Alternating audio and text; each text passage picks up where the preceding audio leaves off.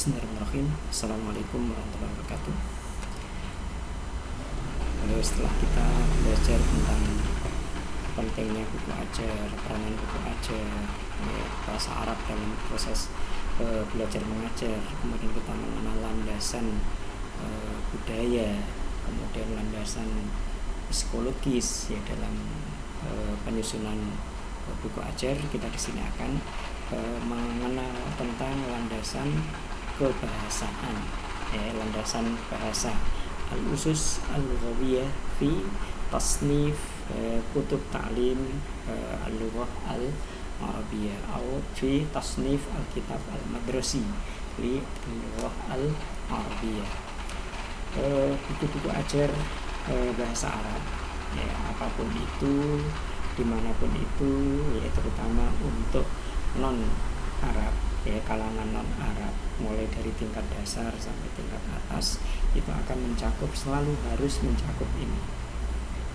Yang pertama adalah aswat, kemudian mufradat, kalimat, dan atau taroki.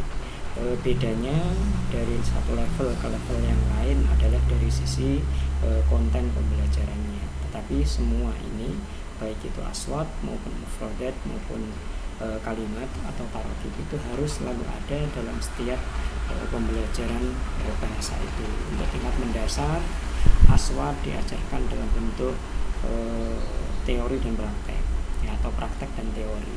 Kemudian mufradat ini akan ada ditemukan dalam setiap level pembelajaran bahasa dalam bentuk apapun, itu pasti ada. Untuk tingkat yang atas mungkin aswat itu sudah masuk dalam bentuk langsung praktek tadi itu, karena aswat itu ada 3 level atau 3 tujuan. Yang pertama adalah ta'arruf as-sauti, mengenal bahasa, kemudian at-tamyiz as-sauti, membedakan suara, membedakan bunyi, kemudian yang terakhir adalah at-tajrid as-sauti, atau mengenal, mengucapkan, memilah suara-suara yang ada dalam kalimat-kalimat yang sempurna. Nah, untuk tingkat atas maka dalam pembelajaran mufradat itu sekaligus juga pembelajaran aswat. Kemudian kalimat tarokib itu tidak boleh tidak. Nah, aswat, mufradat, kalimat itu dalam prakteknya harus semuanya membentuk makna. Mengajarkan kosakata itu harus dalam sebuah kalimat yang bermakna, bahkan aswat pun juga demikian. Sangat diusahakan mengajarkan aswat pun juga dalam sebuah kalimat yang bermakna, bukan hanya list, kosakata, kursiyun, kitabun, apalagi di sampingnya diberi kata terjemahan, kursi, kitab, syari, jalan, sayyarah, mobil. Itu tidak boleh seperti itu, karena itu hanya sebuah kosakata berdiri sendiri yang maknanya akan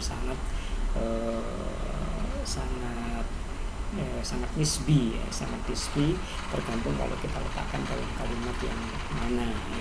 Jadi dalam pembelajaran 3 unsur bahasa ini, aswat, mufradat, kalimat, dan tarokib, itu harus mengacu kepada sebuah makna. Nah, ini konten bahasanya. 3 hal ini adalah konten bahasanya atau materi, isi dari pembelajaran bahasa Arab itu selalu ini. Nah, dari isi ini kemudian kita bentuk menjadi maharoh ini, maharoh istima, maharoh kalam, maharoh qiraah, dan maharoh kitabah. Nanti akan kita lihat, kita akan pelajari anatomi dari buku pembelajaran bahasa Arab. Bagaimana seharusnya buku pembelajaran bahasa Arab itu kayak apa, nanti akan kita lihat. Kita akan lihat pada buku pembelajaran yang ada, yang itu dapat kita jadikan sebagai contoh. Nah, ini yang akan kita oncai atau kita bedah dalam buku-buku pembelajaran bahasa Arab yang terkenal.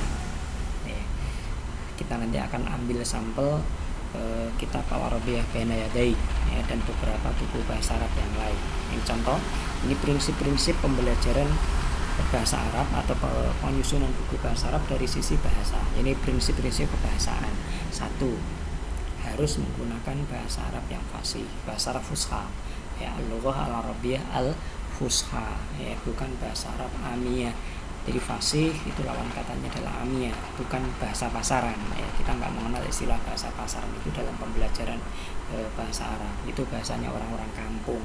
Ya, yang betul adalah al-arabiyyah al-fusha dan al-arabiyyah al-amiyah. Yang kita ajarkan adalah al-arabiyyah al-fusha, bukan bahasa Arab yang amiyah. Walaupun kalau kita ke dunia Arab sana, yang mereka akan berbicara dengan bahasa Arab yang amiyah. Itu amiyahnya Mesir beda dengan Saudi, beda dengan Sudan, beda dengan Jordan, bisa dengan Yaman, dan beda dengan Hadramaut dan daerah-daerah yang lainnya. Tapi yang kita ajarkan tetap al-lughah al-mushtarakah, yaitu al-arabiyyah al-fusha, jadi bahasa Al-Quran itu.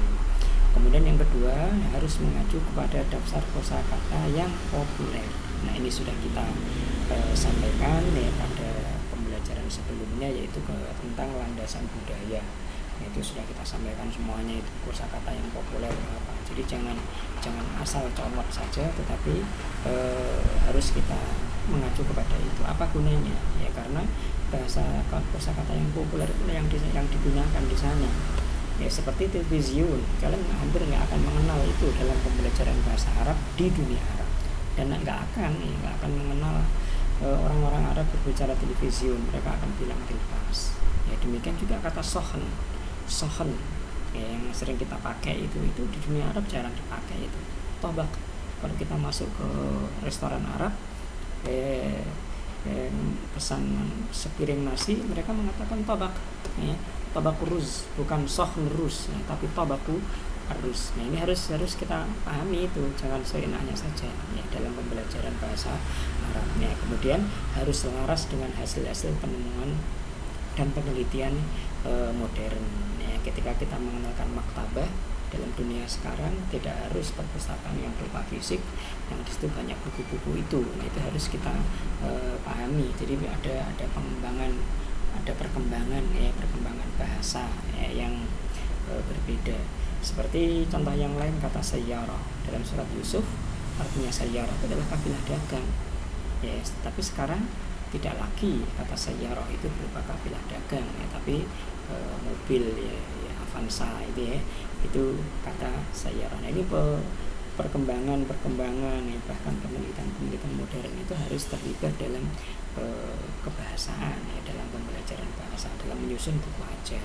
Harus konsisten dalam kebenaran dan tidak ada kesalahan bahasa. Nah, ini harus betul. Kalau diberi harokat ya harokat semua, konsisten ya dari awal sampai akhir. Kalau diberi harokat selain yang akhir ya selain yang akhir diberi harokat, atau yang akhir saja ya akhir saja. Kaidah imla tidak boleh salah dalam menulis hamzah, kapan ditulis hamzah qasal, hamzah qata. Dalam kaidah-kaidah yang lain, informasi-informasi bahasa budaya harus konsisten dan nggak boleh ada salah. Itu yang harus dihindari. Jadi buku pembelajaran bahasa Arab dari sisi bahasa tidak boleh ada kata-kata yang salah, walaupun hanya salah tulisan. Ini salah cetak, itu tidak boleh dalam buku pembelajaran bahasa. Mengandalkan bahasa yang alami, tidak dibuat-buat dan tidak dipaksakan. Artinya pembelajaran bahasa itu ya dimulai dari yang dikenal oleh murid-murid kita di lingkungan kita, si sekeliling kita. Ya, kalau anak-anak untuk TK dan mereka belum mengenal Ka'bah, ya jangan diajarkan Ka'bah. Nah, ajarkan aja kosakata yang mereka kenal, yang ada di sekeliling mereka, ya, walid, walidah, ya, nah begitu ya. Jadi dimulai dari lingkungan kita, lingkungan alami kita, tidak usah dipaksa-paksa, diilmiahkan, tidak perlu. Kemudian harus mengajarkan bunyi bahasa sejak semula dalam bentuk kata, kalimat yang memiliki makna. Itu kita sampaikan tadi. Ya. Jadi pembelajaran bunyi bahasa aswat. Ya, di sini dalam pembelajaran bahasa sekali lagi kita tidak menggunakan istilah makhorijul huruf, tapi aswat. Ya, karena kita yang dipelajari dalam bahasa itu jauh lebih banyak daripada hanya sekedar makhraj. Ya, seperti bunyi, nah itu aswat, itu makhrajnya di mana. Kita tidak membahas itu makhrajnya di mana, tapi bagaimana murid bisa mengucapkan seperti itu. Nah, ini pembelajarannya dalam bentuk kata atau kalimat yang memiliki makna itu sangat diusahakan itu. Tidak berupa sebuah kalimat yang pokoknya terserah, tidak. Ya, jadi pembelajaran aswat dengan cara seperti yang sering kita dengar terus terang aja itu tidak bagus itu dalam pembelajaran bahasa Arab. Ya, seperti an, ani, a itu tidak ada maknanya, dan itu enggak ini ya. Tidak baik. Jadi dalam pembelajaran bahasa ini yang harus kita lakukan. Jadi aswat sejak dini kita ajarkan bagaimana mengucapkan suara dengan benar. Jadi syari ya, tidak perlu kita jelaskan sya itu sifatnya tafashi, tidak, tapi cukup kita ucapkan berulang-ulang agar murid menirukan.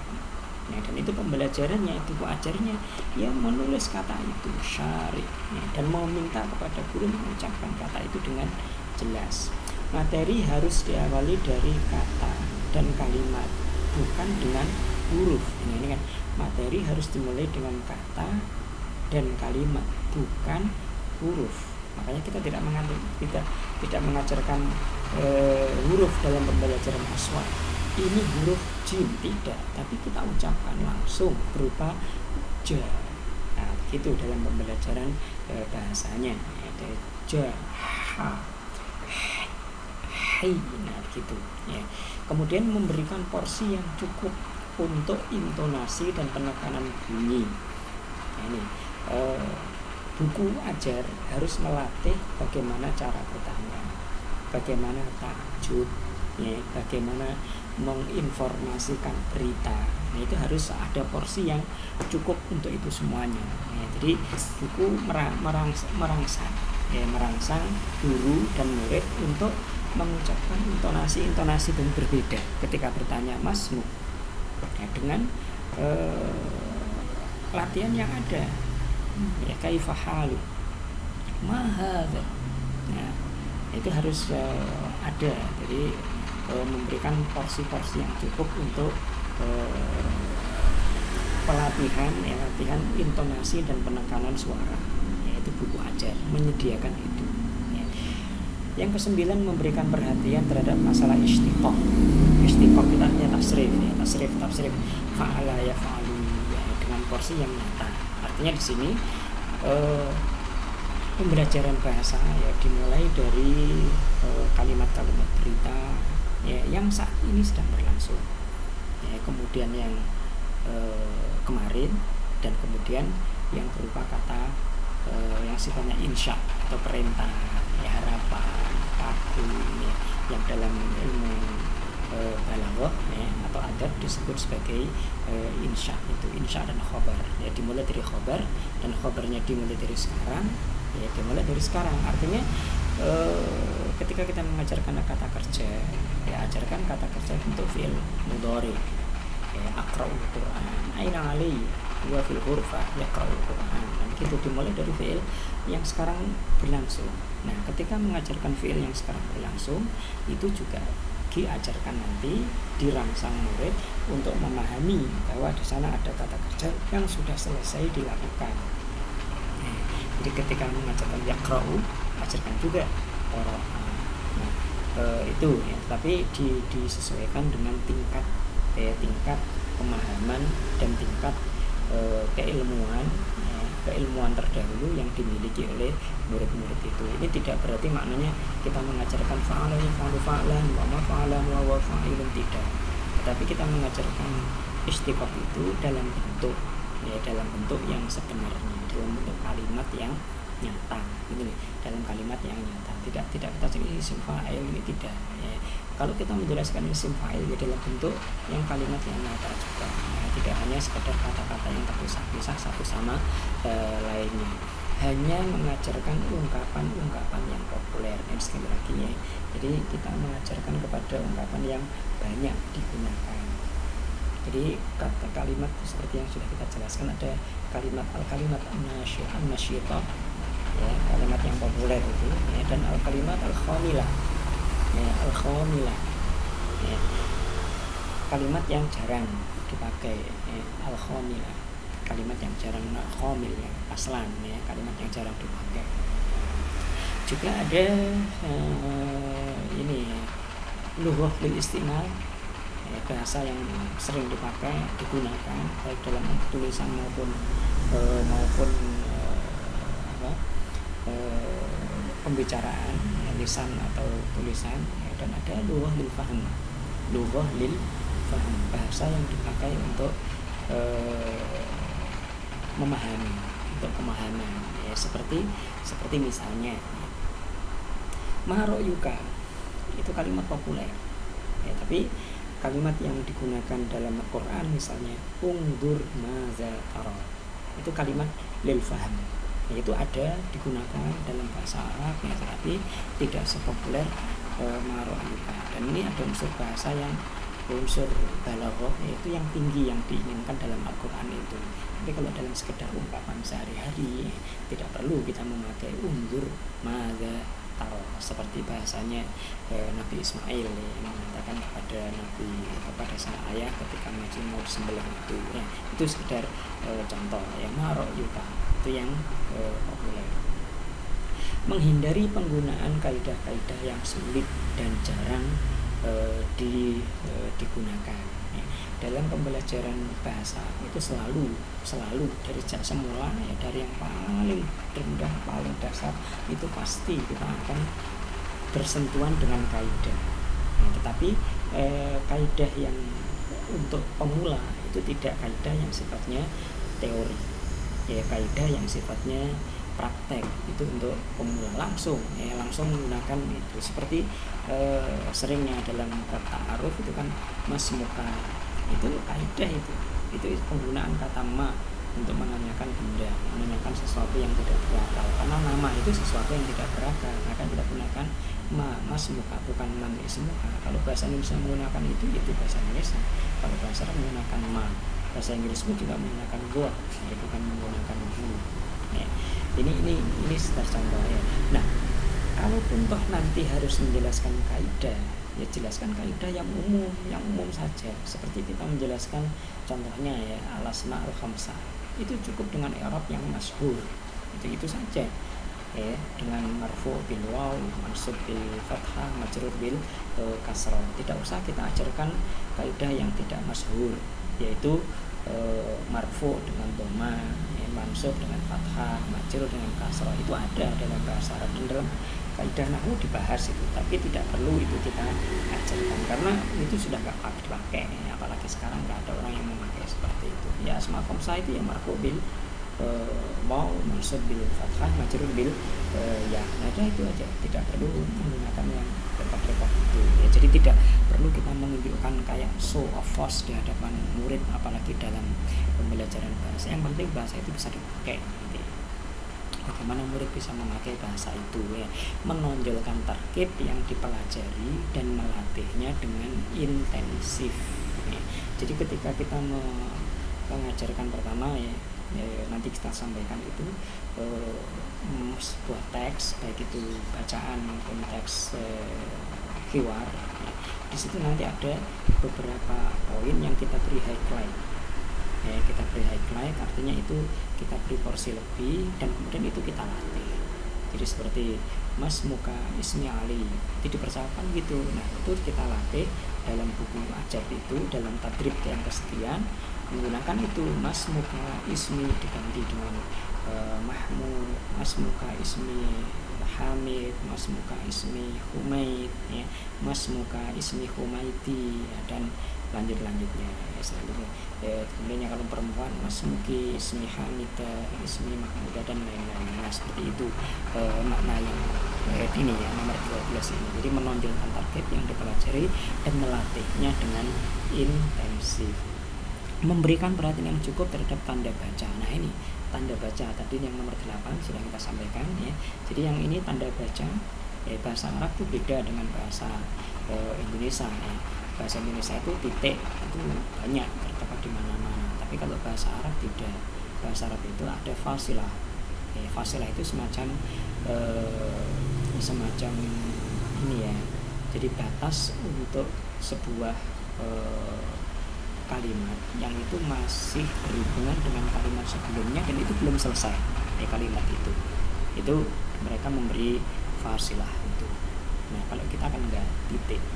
Nah, di bahasa Arab titik itu biasanya di akhir paragraf, kebanyakan di akhir paragraf. Jadi setelah satu paragraf panjang itu baru titik, artinya di situ selesai ya. Jadi pikiran yang ingin disampaikan, pokok pikiran yang disampaikan sudah selesai di situ, dan kemudian setelah paragraf berikutnya itu memulai sesuatu yang baru. Itu kalau dalam bahasa Arab itu. Nah dalam bahasa Arab kapan fasilah? Ya fasilah yang untuk kalimat yang berdekatan. Misalnya gini, uhibbu burtuqalan wa inaban, wal uhibbu burtuqalan wa inaban walahman wa dajajan. Nah itu sesuatu yang beda. Nah fasilah yang diberikan juga akan berbeda. Jadi uhibbu burtuqalan wa inaban, fasilah ya. Walahman wa dajajan, fasilah lagi. Wasyayan wa fakihatan, fasilah lagi. Nah itu tanda baca itu harus diperhatikan ya. Nah ini tanda baca itu mengarahkan kepada pembaca atau guru nanti di sini dan muridnya itu kapan dia berhenti dan kapan dia menganggap apa yang disampaikan selesai atau masih berhubungan dengan kalimat sebelumnya. Itu buku ajar harus perhatian itu ya. Memberikan perhatian ke kata-kata yang bersifat fungsional, yaitu huruf jar ya, adawat syar, adawat istifham, adawat nafi dan lain-lain. Nah, ini namanya huruf-huruf fungsional. Al huruf al wadhaifiyah ya, huruf-huruf yang memiliki fungsi makna ya, makna terhadap kalimat selanjutnya atau sebelumnya ya. Adawatus syar, ma syartiyah, ma istifhamiyah itu kan beda. Kemudian ma nafiyah itu semuanya berbeda. Nah buku ajar itu melatih itu ya, kapan ma di sini berupa ma istifham, kapan di sini ma syarat, kapan di sini ma nafi, dan kapan ma ta'ajjub ya, ma ta'ajjub. Itu semuanya dilatih kapan digunakan. Nah itu dilatih dalam buku-buku ajar itu ya. Huruf jar itu kapan menggunakan la ya, kapan menggunakan huruf waw qasam ya, waw ataf atau waw istinaf atau waw yang lain ya. Itu diperhatikan dalam buku ajar itu. Nah dari sini kita bisa memahami bahwa sebuah buku ajar itu dibuat ya dengan planning yang betul-betul matang ya, baik dari sisi landasan psikologis ya, landasan budaya, dan landasan bahasanya. Jadi tidak asal comot, tidak asal buat, tidak asal selesai, tapi semuanya harus dipetakan sejak awal, dipikir sejak dini ya, sejak semula ya. Saya kira sekian materi kali ini, semoga materi ini dapat dipahami dengan baik. Assalamualaikum warahmatullahi wabarakatuh.